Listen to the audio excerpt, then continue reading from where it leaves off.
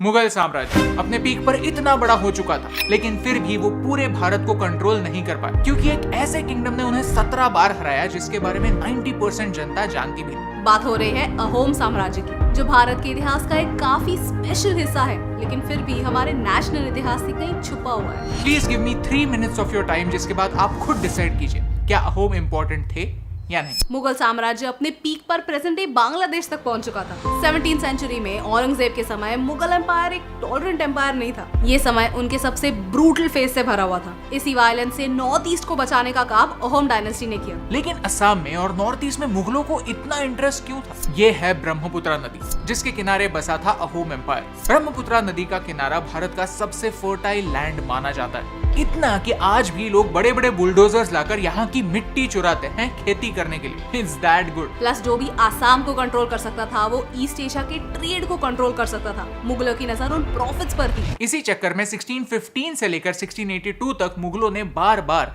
असम पर हमला किया। अहोम्स ने रेजिस्ट किया जरूर, लेकिन 1667 में अहोम्स मुगलों से हार गए। उन्होंने सिर्फ अपने राज्य का एक हिस्सा नहीं खोया, उन्हें अपने खजाने से 3 लाख मुगलों को देने पड़े। ये लोगों का पैसा था जो असम की डेवलपमेंट में यूज हो सकता था। उन्होंने गुवाहाटी पर से कंट्रोल खो दिया। यहाँ तक 2 अहोम प्रिंसेसेस को मुगलों ने बंदी बना लिया। काश एक वॉर सिर्फ युद्ध के मैदान तक सीमित रहती, लेकिन सच तो यह है कि हर वॉर घर घर उजाड़ देती है। बट ये दी एंड नहीं है दोस्तों। अहोम साम्राज्य का ग्रेटेस्ट चैप्टर अभी बाकी था, बैटल ऑफ सरायघाट। लचित बोरफुकन को आज भी भारत के सबसे ग्रेटेस्ट आर्मी जनरल्स में से एक माना जाता है। उन्होंने मुगलों से गुवाहाटी को वापस जीता, लेकिन फिर भी उन्होंने सेलिब्रेट नहीं किया। उन्हें पता था कि मुगल अपने इस डिफीट को लाइटली नहीं लेने वाले, वो वापस आएंगे। इसीलिए इमीडिएटली लचित बोरफुकन ने काउंटर अटैक प्लान करना स्टार्ट किया। और उनका अंदाजा सही था। मुगलों ने फिर से असम पर हमला किया। इस बार 5000 बंदूकें, 15000 आर्चर्स, 30,000 इन्फेंट्री और 1000 से ज्यादा तोपों के साथ मुगल वापस आए। सिर्फ नंबर्स की बात की जाए तो इतनी बड़ी सेना को डिफीट करना अहोम्स के लिए इम्पॉसिबल। लेकिन ये लड़ाई मुगलों की शक्ति और लचित बोरफुकन की बुद्धि के बीच में। उन्होंने लड़ाई को युद्ध के मैदान से जंगलों में, वादियों में, नदियों में लाया, जहाँ मुगलों के बड़े बड़े नंबर्स उनकी स्ट्रेंथ से उनकी वीकनेस बने। मुगलों की नेवी उनकी सबसे बड़ी कमजोरी थी। उन्होंने लैंड रूट को मिट्टी की दीवार से ब्लॉक कर दिया, so that Mughals were forced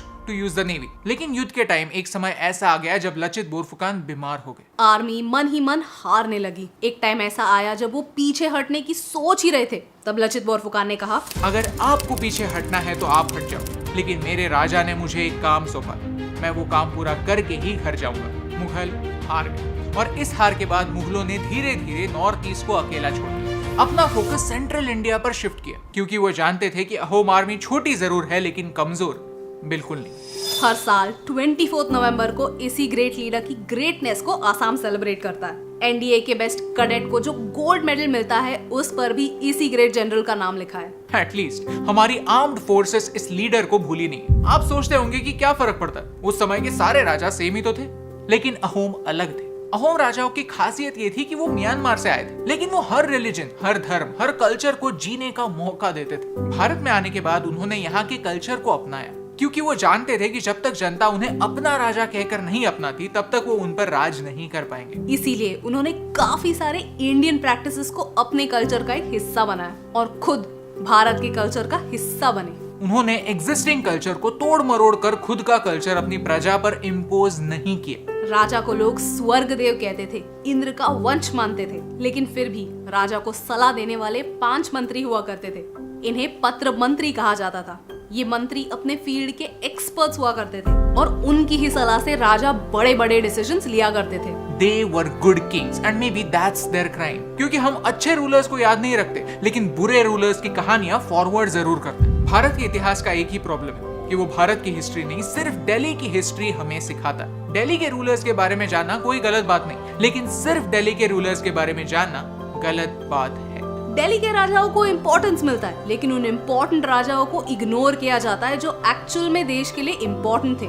शायद इसलिए नॉर्थ ईस्ट की हिस्ट्री, इवन साउथ इंडिया की हिस्ट्री हमसे छुपी हुई है। अहोम डायनेस्टी भारत के लॉन्गेस्ट रनिंग डायनेस्टीज में से एक है, लेकिन फिर भी इतिहास की किताबों से मिसिंग। ऐसा क्यों? भारत का इतिहास नॉर्थ ईस्ट का इतिहास जाने बगैर अधूरा है, क्योंकि भारत का फ्यूचर नॉर्थ ईस्ट के बगैर अधूरा है। तो इस वीडियो के थ्रू मेरी अथॉरिटी से रिक्वेस्ट है कि नई एजुकेशन सिस्टम आ रही है, क्यों ना हम इस बार कहानियों के जरिए इस इतिहास को वो रिस्पेक्ट दे जो वो डिजर्व करता है। क्योंकि अहोम डायनेस्टी को आपकी यादों में जिंदा रखने से और पूरे देश तक पहुंचाने से मुझे फर्क